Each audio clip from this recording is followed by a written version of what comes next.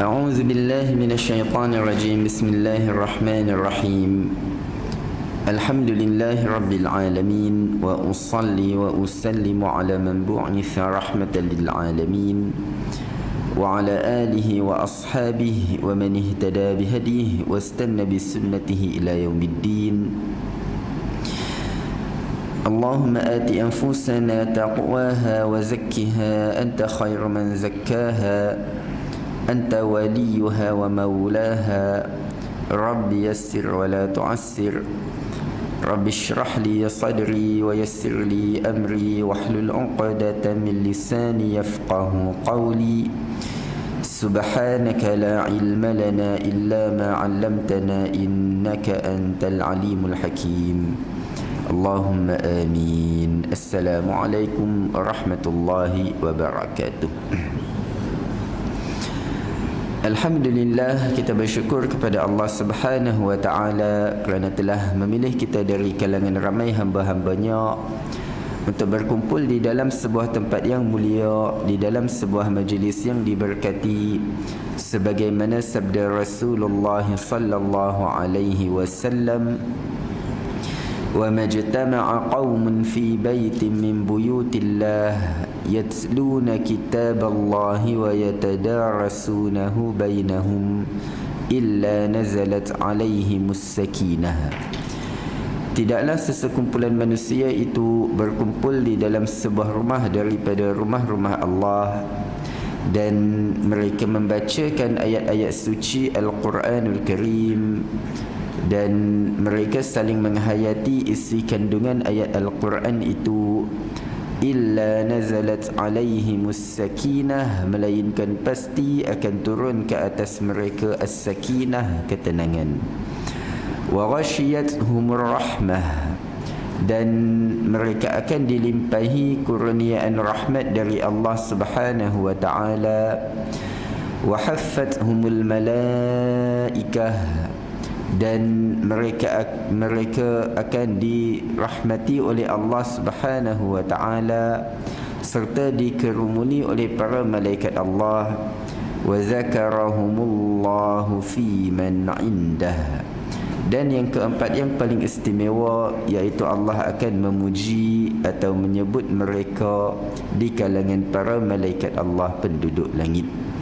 Semoga kita semua termasuk di dalam golongan yang disebut oleh Rasulullah sallallahu alaihi wasallam di dalam hadis ini.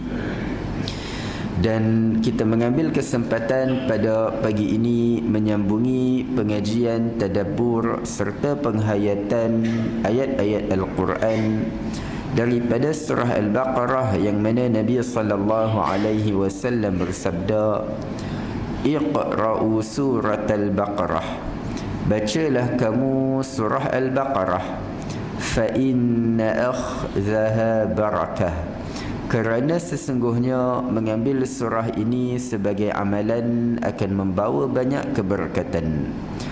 Wa tarkaha hasrah, dan mengabaikan surah ini pula akan menyebabkan penyesalan. Wala tastati'uha al-baqalah, dan yang ketiga, surah Al-Baqarah ini juga merupakan surah pendinding yang tidak dapat ditembusi oleh mana-mana ahli sihir. Dan perbahasan ayat-ayat surah Al-Baqarah yang mana kita telah telusuri surah ini daripada awalnya, yang mana kita telah telusuri ayat-ayat daripada topik pertama surah ini yang terkandung di dalam ayat 1 hingga ayat 20 Al-Baqarah, yang menceritakan mengenai 3 golongan manusia dengan 3 nasib dan takdir yang berbeza yang Allah rumuskan sebelum itu di dalam ayat terakhir surah Al-Fatihah. 3 golongan ini, golongan pertama adalah golongan siratal ladzina an'amta alaihim, iaitu orang-orang yang mendapat nikmat syurga dari Tuhan mereka. Dan golongan kedua adalah golongan al-maghdubi alaihim, golongan yang dimurkai ke atas mereka, yang dihumban ke dalam neraka. Dan golongan ketiga adalah golongan ad-dallin, golongan yang hidup di dalam kesesatan. Jadi tiga golongan ini yang Allah rumuskan ke semua manusia dari zaman Nabi Adam sehingga hari kiamat. Satu daripada tiga golongan ini tiada yang keempatnya, membuatkan manusia tertanya siapa tiga golongan ini dan apa yang membuatkan mereka berakhir dengan nasib sekian, dan apakah ciri-ciri setiap golongan, apa rahsia orang yang mendapat nikmat syurga, apa amalan mereka, dan apa pula dosa kesalahan yang dilakukan golongan al-maghdubi alaihim yang dimurkai, dan apa pula yang membuatkan golongan yang ketiga itu yang hendak ke syurga namun tersesat dan jatuh ke dalam neraka. Jadi tiga golongan yang Allah rumuskan di dalam ayat terakhir Al-Fatihah ini Allah perincikan sejurus. Selepas itu bermula ayat pertama Al-Baqarah, yang mana bahagian pertama 20 ayat pertama surah Al-Baqarah Allah peruntukkan semata-mata untuk menjelaskan mengenai tiga golongan yang sama di dalam Al-Fatihah dengan susunan yang sama, yang mana golongan allazina an'amta alaihim, yang mendapat nikmat syurga itu Allah jelaskan mengenai mereka di dalam ayat 1 sehingga ayat 5 Al-Baqarah. Dan Allah tegaskan bahawa mereka ahli syurga itu adalah orang-orang yang bertakwa. Zalikal kitabu la raiba fihi hudal lil muttaqin. Dan kemudian golongan kedua iaitu golongan al-maghdubi alaihim, golongan yang dimurkai itu pula atas sebab dosa apa, kesalahan apa yang menyebabkan mereka mendapat kemurkaan Allah Ta'ala. Allah jelaskan pula di bahagian kedua pada ayat 6 dan ayat 7 Al-Baqarah bahawa dosa mereka itu adalah dosa kekufuran kepada Allah yang telah menciptakan mereka, mereka yang dikenali sebagai golongan al-kafirin atau allazina kafaru. Manakala golongan yang ketiga iaitu golongan ad-dallin, golongan yang hidup di dalam kesesatan dan dia sangka dia berada di atas kebenaran, adalah golongan yang juga dikenali sebagai golongan al-munafiqin, yang Allah jelaskan bermula ayat 8 Al-Baqarah sehingga ayat 20 Allah berfirman, wa minan nasi man yaqulu amanna billahi wa bil yaumil akhir. Dan dari kalangan manusia itu ada yang ia berkata, kami telah beriman dengan Allah dan hari akhirat. Dia berkata, mana dengan lidah sahaja, tetapi dalam hati tiada keimanan. Kerana itu Allah berfirman hujung ayat itu, wa ma hum bimu'minin, padahal sebenarnya dia bukanlah orang yang beriman. Jadi golongan al-munafiqin ini yang merupakan golongan yang beriman secara luaran namun kufur secara dalaman. Luaran dia menzahirkan keimanan tetapi hatinya memendamkan kekufuran. Golongan yang samar-samar keadaan mereka, golongan yang sangat bahaya. Kerana itu Allah perincikan panjang bermula ayat 8 sehinggalah ayat 20 Al-Baqarah. Dan kemudian kita telah berpindah pula pada topik kedua, surah Al-Baqarah yang terkandung di dalam ayat 21 sehingga ayat 29, yang Allah ceritakan pula sedikit sebanyak mengenai sejarah tiga golongan manusia tadi.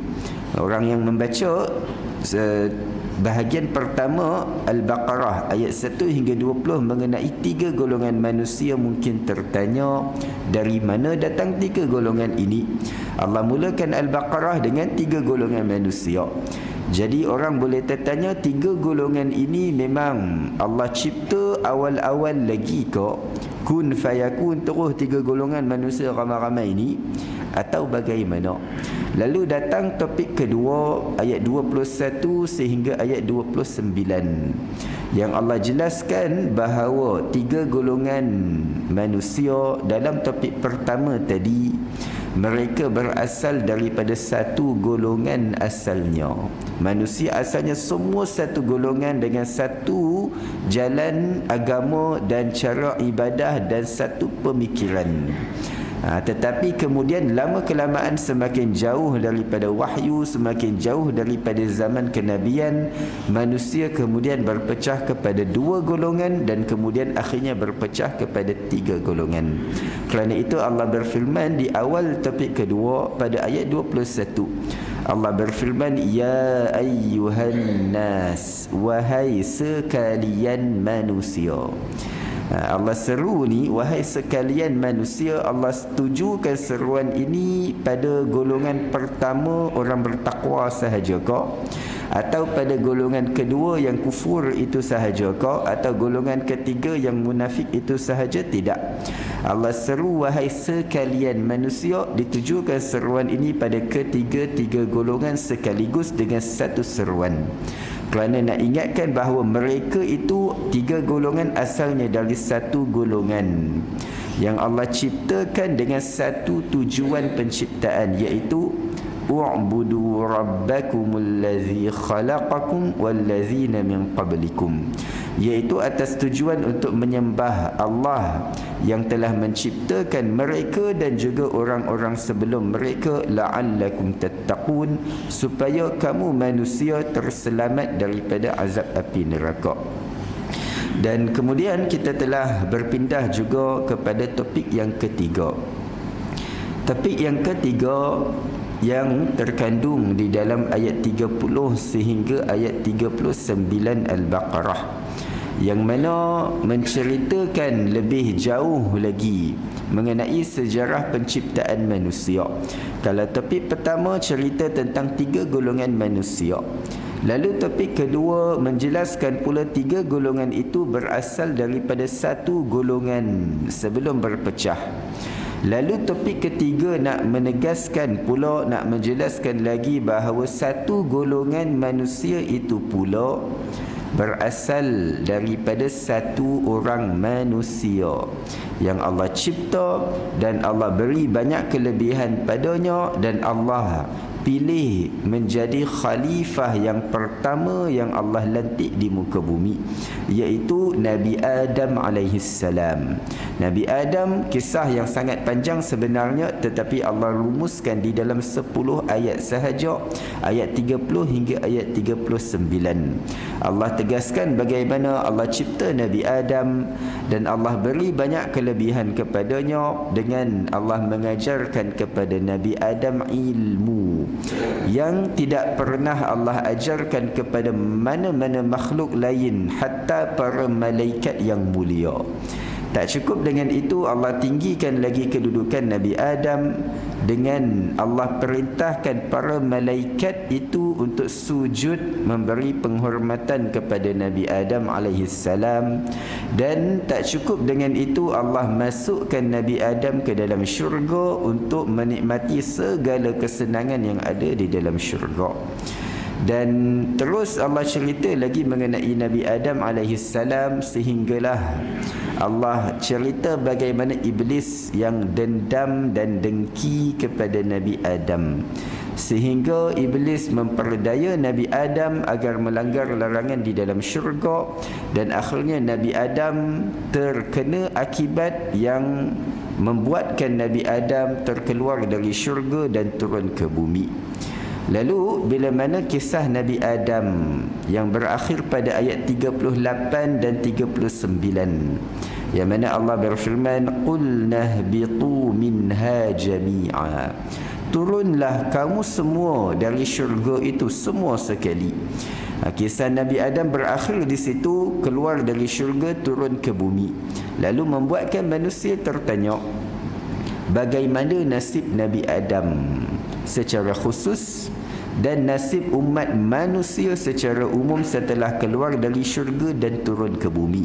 Masa duduk dalam syurga, hidup senang dan segala apa yang dia mahukan ada dan disediakan dan dilayan. Tapi bila Nabi Adam turun ke dunia, turun ke bumi, tak ada siapa nak berkhidmat dan sediakan keperluan Nabi Adam. Dia nak makan, dia kena cari makan sendiri. Dia nak cari tempat tinggal, dia kena buat rumah sendiri, dan dan apa sahaja yang dia nak dia kena usahakan sendiri.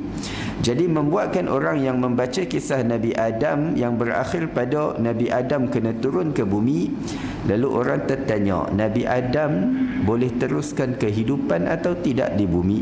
Boleh survive ke dan umat manusia boleh berkembang biak ke?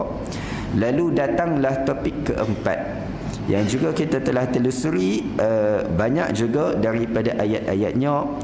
Topik keempat yang bermula daripada ayat 40 Al-Baqarah, yang Allah ceritakan mengenai sejarah satu golongan daripada zuriat keturunan Nabi Adam alaihissalam yang dikenali sebagai Bani Israel. Sejarah Bani Israel sejarah yang sangat panjang yang bermula daripada ayat 40 sehingga ayat 123. Ya Allah cerita mengenai golongan ini yang sejarah mereka sangat panjang. Sebab Bani Israel adalah satu golongan yang bukan hidup di satu zaman yang tertentu sahaja. Bukan macam kaum Ad, kaum Samud, kaum penduduk Madian yang mereka hidup di satu zaman, lalu datang Nabi Rasul yang berdakwah kepada mereka dan mereka kufur, mereka ingkar, mereka berpaling dustakan para Nabi Rasul, Allah binasakan mereka. Bani Israel bukan demikian. Bani Israel hidup di zaman yang sangat panjang, generasi demi generasi, kerana mereka berasal daripada keturunan Nabi Yaqub bin Nabi Ishaq bin Nabi Ibrahim alaihimussalatu wassalam. Dan generasi pertama Bani Israel adalah Nabi Yusuf dan adik-beradiknya 12 orang anak Nabi Yaqub. Dan kemudian terus lagi generasi demi generasi sehingga sampai ke zaman Nabi Musa dan Nabi Harun alaihimassalam, dan kemudian terus lagi sejarah mereka sehingga sampai ke zaman Nabi Daud dan Nabi Sulaiman alaihimassalam, dan terus lagi sejarah mereka sehingga penghujungnya pada zaman Nabi Zakaria dan Nabi Yahya dan Nabi Isa alaihimussalatu wassalam. Kerana itu bila mana Bani Israel ini satu umat yang sangat besar dan sejarah mereka sejarah yang sangat panjang. Kerana itu kita akan lihat di dalam Al-Quran bila Allah cerita tentang Bani Israel, kita mungkin hairan. Ada tempat, ada ayat yang Allah puji Bani Israel, dan ada pula ayat dan surah dan tempat yang Allah cela Bani Israel. Jadi membuatkan kita tertanya, kalau kaum Ad kita tahu mereka umat yang menentang Nabi, kaum Samud dan sebagainya menentang Nabi, Allah binasakan mereka. Tapi Bani Israel ni sebenarnya umat yang bagaimana, yang bagus ke tak bagus? Dan bila Allah cela mereka atas banyak dosa yang mereka lakukan, kenapa tidak Allah binasakan mereka seperti kaum Ad, kaum Samud dan lain-lain? Kerana Allah berikan kaedah di dalam surah Ali Imran mengenai Bani Israel. Allah berfirman, laisu sawa'a. Allah kata mereka itu tidak sama. Maknanya semua Bani Israel ni bukan semuanya sama. Mirip seperti siapa? Umat Islam. Umat Islam ni nak kata semua orang, semua individu di kalangan orang Islam ni semua baik-baik belaka ke? Tak juga. Semua kalangan orang Islam ni, kalau ada kita nampak seorang dua orang umat Islam yang tak salat, mana semua orang Islam tak salat? Tidak juga. Umat Islam adalah umat yang sangat besar dan sangat ramai, dan dah bermula daripada penurunan Al-Quran zaman Nabi SAW sampai ke zaman sahabat, sampai zaman tabi'in, sampai zaman selepas itu, sampai hari ini, sampai kiamat. Umat yang sangat besar dan macam-macam perangai orang dia, dan begitu banyak perkara yang menimpa umat Islam dalam sejarah mereka, seperti Bani Israel. Bani Israel umat yang hidup zaman berzaman, generasi-generasi, ada di kalangan mereka orang baik, ada di kalangan mereka orang yang taat, dan ada juga di kalangan mereka orang yang menjadi musuh kepada Allah Subhanahu wa taala.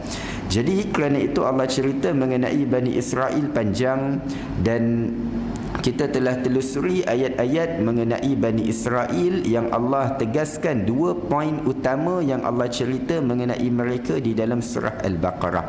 Iaitu antaranya Allah cerita mengenai antara nikmat-nikmat besar yang pernah Allah kurniakan kepada Bani Israel. Ya Allah rumuskan dalam ayat 40 sebelum ini. Allah berfirman, Ya Bani Israel, wahai Bani Israel, uzkuru ni'mati allati an'amtu alaikum. Kenangkanlah oleh kamu akan segala nikmat aku yang telah aku kurniakan kepada kamu. Antara nikmat-nikmat besar yang Allah beri kepada Bani Israel yang telah kita telusuri ayat-ayatnya sampai ayat 59, 60, 61. Antara nikmat itu, nikmat Allah selamatkan mereka daripada Fir'aun.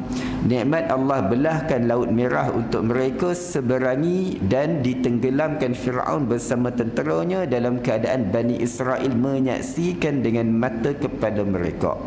Antaranya nikmat Allah turunkan kitab Taurat sebagai panduan petunjuk hidayah untuk mereka.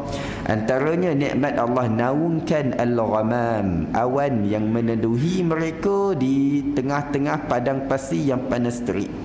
Antaranya nikmat Allah turunkan kepada mereka makanan al-manna, as-salwa. Nikmat Allah pancarkan 12 mata air untuk mereka minum dan hilangkan dahaga di tengah-tengah padang pasir yang panas.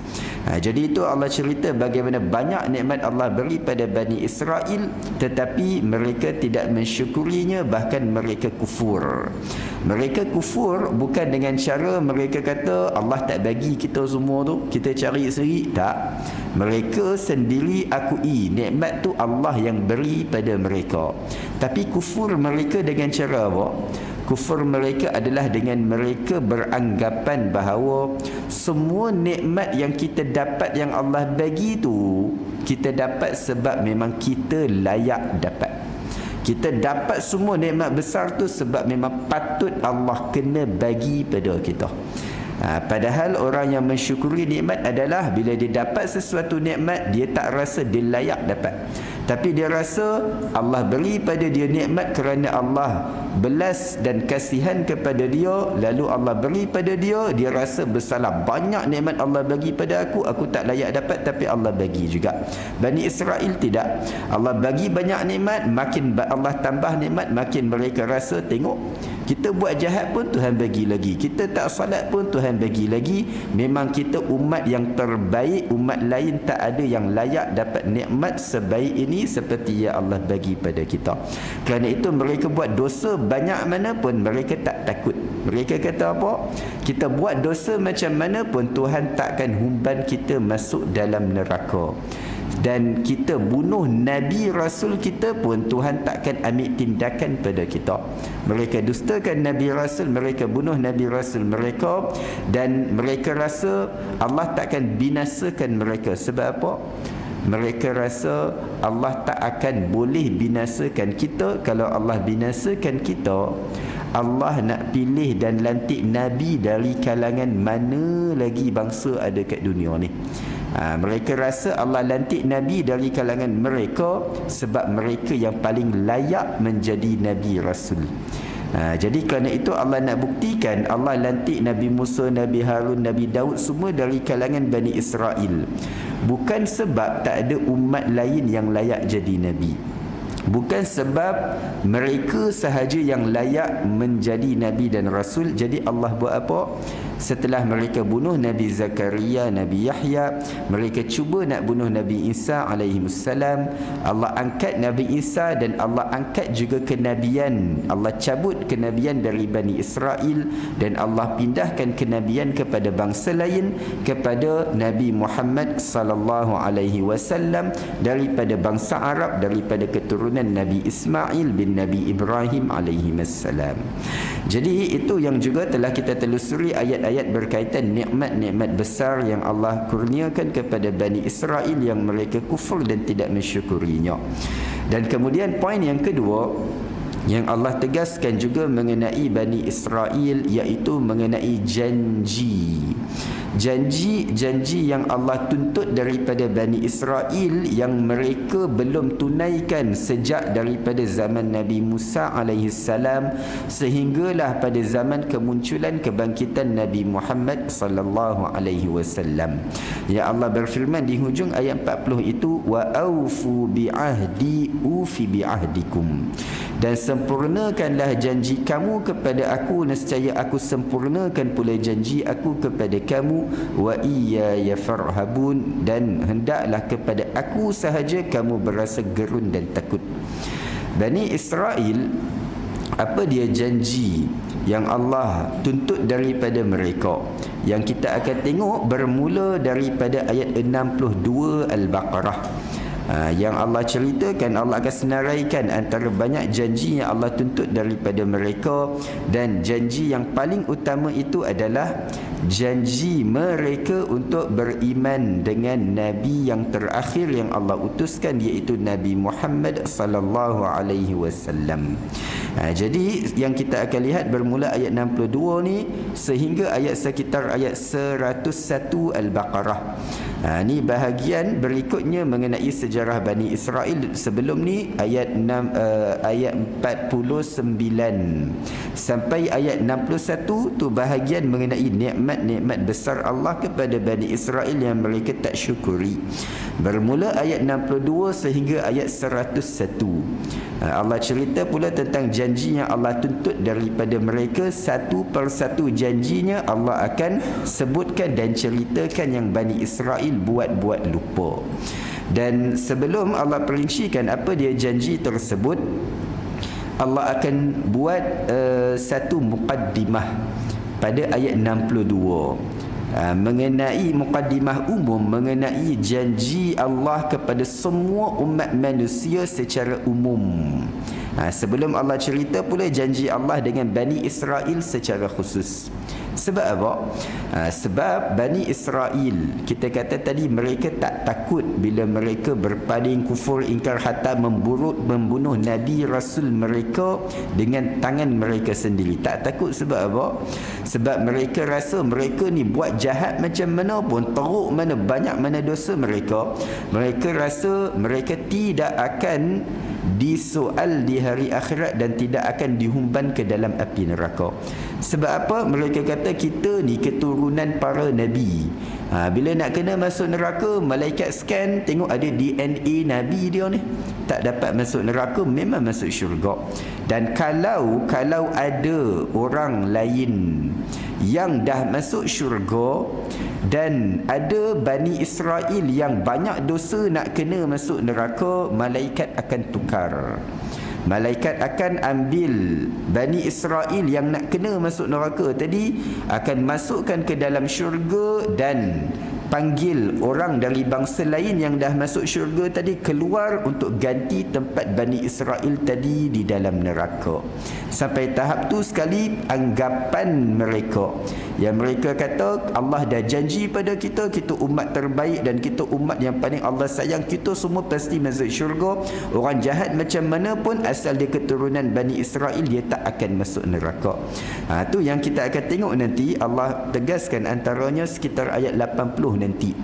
Allah nak tegaskan bahawa Allah tak pernah buat janji demikian dengan mereka. Allah buat ketetapan bahawa siapa yang beriman dan beramal, tak kira dari keturunan mana, bangsa mana, kaum mana, dia masuk syurga. Siapa yang kufur, berpaling ingkar, tak kira dari Bani Israel, keturunan Nabi ke keturunan siapa, dia akan payah nak masuk syurga. Allah berfirman ayat 80, kita akan tengok nanti. Allah berfirman, waqalu, mereka Bani Israel berkata, mereka yang kata, Tuhan tak kata lan tamassana an-nar.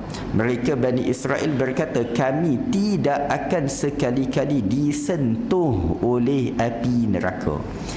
Mana jangan kata masuk neraka, tak, disentuh, kena cik sikit, berdiri sebelah neraka pun tak ada. Kalau ada juga Bani Israel yang paling teruk, jahat, banyak dosa macam mana pun, nak kena seksa pun, paling teruk, mereka kata illa ayyaman ma'dudah, Dia kena calik sikit dengan api neraka, bukan masuk dalam pun, kena sikit azab neraka beberapa hari sahaja. Tu je paling teruk kena kalau dia Bani Israel, VIP punya layanan. Allah tanya balik, qul attakhadhtum indallahi ahda. Allah tanya balik, katakan kepada mereka, apakah pernah Allah buat janji demikian dengan kamu? Sejak bila Allah buat janji? Asal kamu Bani Israel, kamu takkan masuk neraka. Asal dia umat lain baik macam mana pun dah masuk syurga, ada Bani Israel boleh ganti tempat dia dalam syurga, dia pula kena ganti tempat orang Bani Israel yang berada dalam neraka. Jadi dalam topik ini ayat 62 sampai ayat 101, Allah akan perbetulkan salah faham Bani Israel dalam cara beragama mereka. Allah betulkan balik, Allah jelaskan, senaraikan apa dia janji yang betul yang pernah Allah buat dengan Bani Israel yang memang ada, dan apa dia yang perkara-perkara yang Bani Israel sangka Allah bagi layanan khusus pada mereka takkan masuk neraka, padahal Allah kata aku tak pernah buat janji itu, kamu pandai-pandai yang buat janji tersebut, aku tak pernah buat. Jadi kerana itu bermula ayat 62 Al-Baqarah ni, Allah akan buat satu pengumuman lah, boleh kita kata secara umum, mengenai janji Allah dengan umat manusia keseluruhannya. Bukan Bani Israel sahaja. Kemudian mula ayat 63 baru Allah akan cerita secara spesifik tentang janji Allah dengan Bani Israel. Jadi apa dia janji Allah dengan semua umat manusia dari zaman Nabi Adam sampai hari kiamat? Iaitu apa? Janji Allah bahawa sesiapa sahaja, tak kira dari kaum mana, bangsa mana, keturunan apa, kalau dia beriman dengan Allah dan dia beramal salih, maka Allah janjikan syurga untuk dia. Tak kira dia Bani Israel, bukan Bani Israel. Kita lihat sikit ayat 62. Baru nak masuk dah pukul 7. Kita sebab kita hari tu bulan Ramadan dan kita cuti sikit, selingan tajuk lain. Jadi tiba-tiba masuk balik tajuk Al-Baqarah ni, takut lupa, jadi kita ulang kaji, merajaah sikit dari awal. Tapi tak apa, ayat 62 ni nampak macam panjang, tapi boleh kita ringkaskan perbahasannya. Ayat 62 ni Allah berfirman apa? Asalkan kita tahu latar belakang peristiwanya tadi, dan kita tahu sikit sebanyak, ingat balik pasal Bani Israel, kita boleh faham dengan mudah ayat 62 ni. Allah berfirman, innal ladzina amanu, sesungguhnya orang-orang yang beriman, maknanya orang Islam, wal ladzina hadu, dan orang-orang Yahudi, merujuk kepada orang yang mengikut ajaran Nabi Musa alaihi salam, wan nasara, dan orang-orang Nasrani, merujuk kepada orang yang mendakwa berpegang dengan ajaran Nabi Isa alaihi salam, was-sabiin, dan orang-orang as-sabiin. As-sabiin dia merupakan satu ungkapan yang umum. Kalau tiga golongan dekat awal tadi, ungkapan yang khusus. Bila cakap aja kita tahu siapa dia. Innal ladzina amanu, orang beriman, spesifik merujuk kepada orang yang beragama Islam, makna pengikut Nabi Muhammad sallallahu alaihi wasallam. Wal ladzina hadu, orang Yahudi, spesifik merujuk kepada pengikut Nabi Musa alaihi salam. Wan nasara, spesifik merujuk kepada pengikut Nabi Isa alaihi salam. Okey, Allah nak terus cerita satu persatu pengikut Nabi Saleh, pengikut kaum pengikut Nabi Hud, pengikut Nabi Syuaib, pengikut Nabi Lut, pengikut Nabi Nuh. Panjang pula ayat ni. Ayat ni ayat 62, 3 baris pun entah pukul berapa nak habis tak tahu. Kalau Allah senaraikan satu persatu pengikut Nabi sepanjang zaman, tak habis. Jadi setelah Allah senaraikan tiga golongan, tiga kelompok pengikut Nabi yang terakhir ni, pengikut Nabi sallallahu alaihi wasallam, pengikut Nabi Musa, pengikut Nabi Isa. Lalu Allah sebut golongan yang keempat, was-sabiin, dan orang yang berpindah dari satu agama kepada satu agama. Dia as-sabiin ni ada perbahasan panjanglah di kalangan ulama tafsir. Tapi salah satu tafsiran yang masyhur, as-sabiin adalah orang yang dia keluar daripada agama asal dia, yang dia tahu agama asal dia ni sembah api ke, sembah matahari ke, sembah bintang ke, adalah agama yang tidak benar. Lalu dia berpindah dari satu agama kepada satu agama untuk cari agama yang benar. Lepas tu dia tengok agama yang dia masuk ni pun agama yang palsu. Dia keluar lagi dari agama tu, cari agama yang baru sehingga dia jumpa agama yang sebenar-benarnya. Kalau di kalangan sejarah Islam, antara contoh yang boleh kita bawakan dalam sejarah Islam dahulu adalah seperti seorang sahabat yang bernama Salman Al-Farisi, yang dia berasal daripada Parsi dan dia dahulunya dari kaum yang beragama Majusi yang menyembah api. Kemudian bila dia lalu dekat satu kawasan, di kawasan yang ada gereja, lalu dia tengok orang Nasrani yang beribadah, dia tertarik dengan cara ibadah mereka, dia masuk agama Nasrani. Dan kemudian setelah dia kenal dengan paderi-paderi yang jahat dan buruk, dan dia kenal pula dengan beberapa kerat paderi yang baik, lalu dia tahu bagaimana agama Nasrani telah diselewengkan, lalu dia mencari kebenaran sehingga akhirnya dia berpindah dari satu tempat ke satu tempat, satu negeri ke satu negeri, sehingga akhirnya dia tiba ke tanah Arab dan dia berjumpa dengan Nabi sallallahu alaihi wasallam dan dia memeluk agama Islam. Jadi itu contoh golongan as-sabiin, orang yang berpindah dari satu agama ke agama lain untuk mencari kebenaran dari Allah Subhanahu wa taala. Jadi Allah sebut tiga golongan ini secara spesifik, dan mana-mana golongan umat manusia, tak kira asal dia agama apa, asalkan dia cari agama yang benar, lalu akhirnya dia jumpa. Allah sebut mereka ni yang boleh masuk syurga cuma orang Yahudi, Nasrani, Bani Israel juga, atau siapa-siapa pun boleh masuk syurga. Allah kata siapa ada dua ciri ni, dia masuk syurga. Apa dia? Ciri pertama, man amana billahi wal yaumil akhir. Pertama, dia beriman dengan Allah dan hari akhirat. Mana ciri pertama adalah beriman. Itu ciri pertama. Tak kira dia orang Islam ke, dia umat Nabi sallallahu alaihi wasallam ke, bukan, dia beriman pertama. Dia orang Yahudi ke orang lain, asalkan dia beriman. Dia orang Nasrani ke bukan orang Nasrani, asal dia beriman. Dia dulu agama Majusi ke apa, akhirnya dia berpindah agama dan dia masuk Islam, beriman. Itu syarat pertama. Syarat kedua, wa amila salihah, dan dia beramal salih. Orang yang ada dua ciri ni, Allah jamin tiga perkara untuk dia, iaitu falahum ajruhum inda rabbihim, maka bagi mereka ganjaran pahala di sisi Tuhan mereka. Mana Allah sendiri jamin. Beza dengan orang Yahudi yang mereka dakwa kita sahaja yang boleh masuk syurga, umat lain tak layak masuk syurga. Tanya mereka, siapa jamin? Paderi kami jamin, pendeta kami jamin. Allah kata jaminan pendeta mereka tak ada nilai di sisi Allah. Beza dengan jaminan syurga yang Allah bagi pada semua umat manusia asalkan dia beriman dan beramal soleh. Ini jaminan inda rabbihim. Allah sendiri yang jamin dia akan dapat ganjaran di sisi Allah. Kemudian yang kedua, wala khaufun alaihim, dan tidak ada ketakutan kebimbangan yang akan menimpa mereka, wala hum yahzanun, dan tidak mereka berduka cita. Kita tengok sebenarnya tadi bila kita sebut Allah sebut dua ciri, iaitu beriman dan beramal soleh.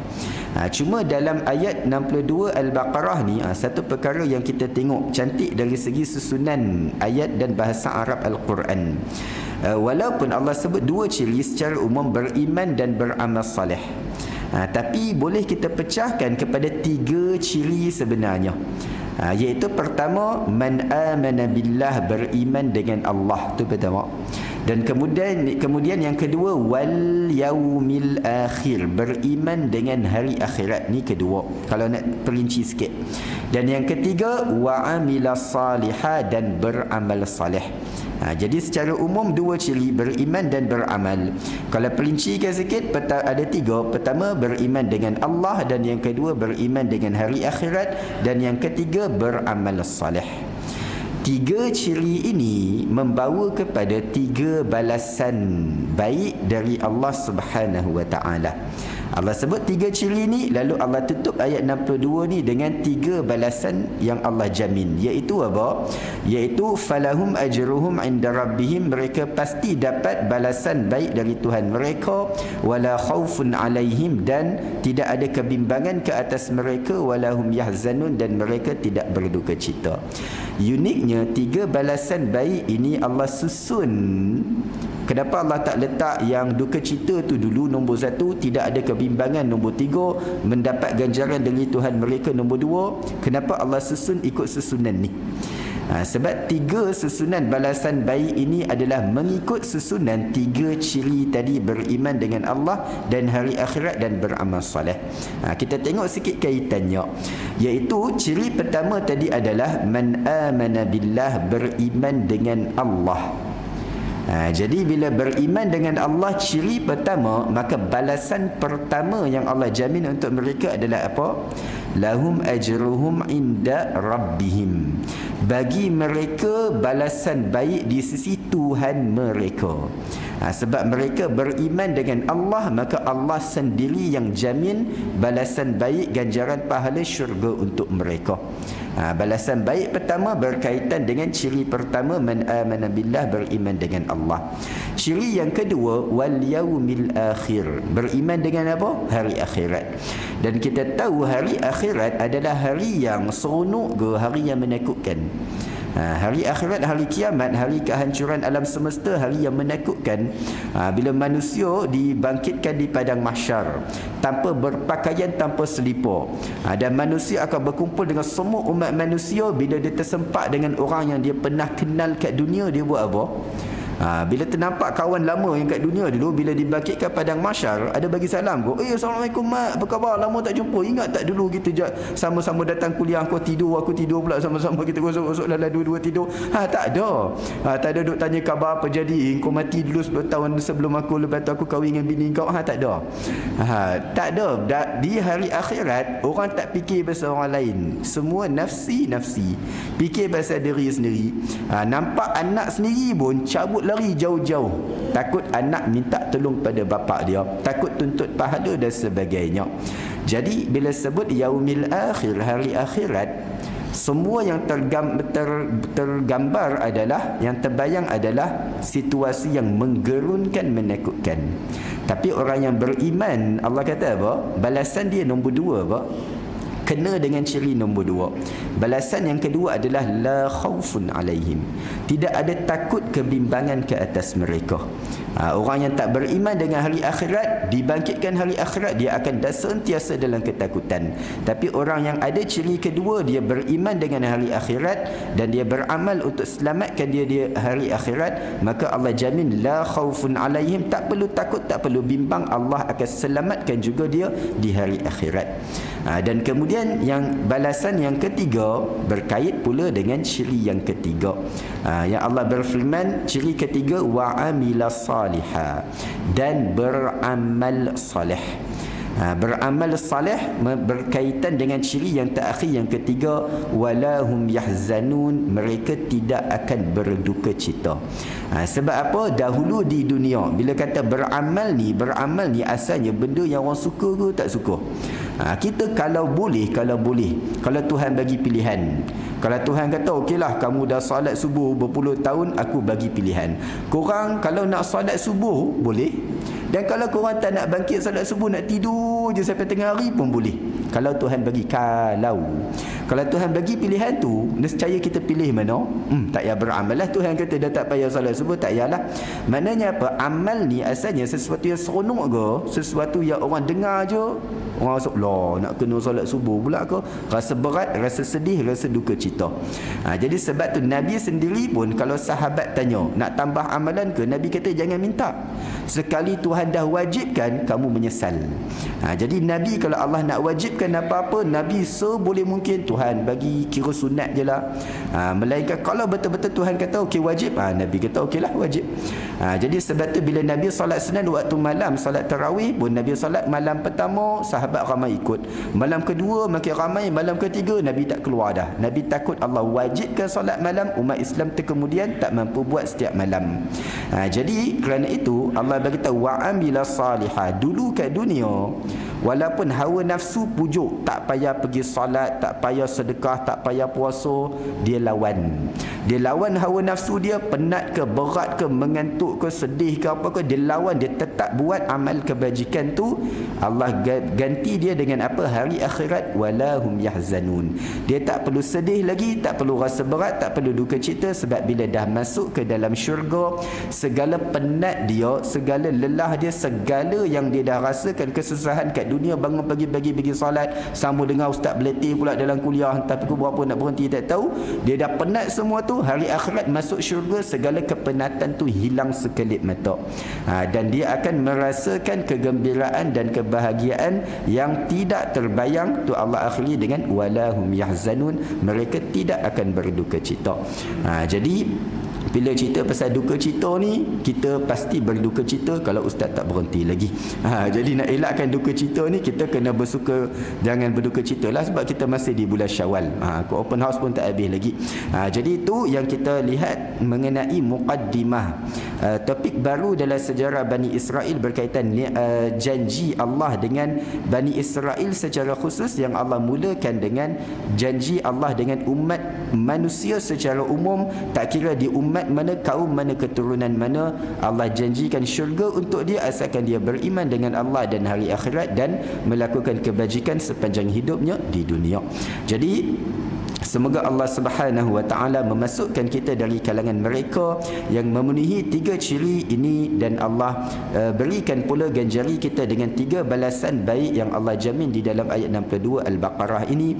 Dan semoga dengan itu apabila kita dipisahkan di dunia ini, kita dipertemukan semula di hari akhirat di dalam syurga bersama an-nabiyyin was-siddiqin wasyuhada'i was-salihin wa hasuna ulaika rafiqa.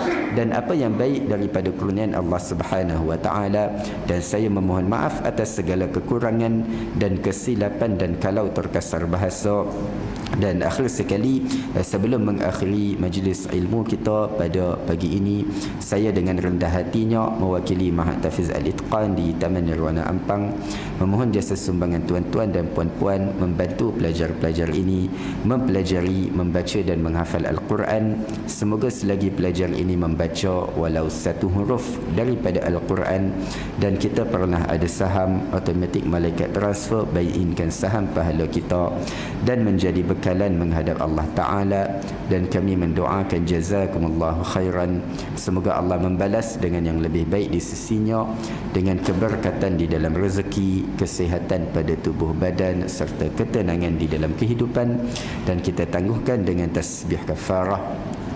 Subhanakallahumma wa bihamdik asyhadu an la ilaha illa ant astaghfiruka wa atubu ilaik. وصلى الله على سيدنا محمد وعلى آله وصحبه وسلم والحمد لله رب العالمين والسلام عليكم ورحمة الله وبركاته.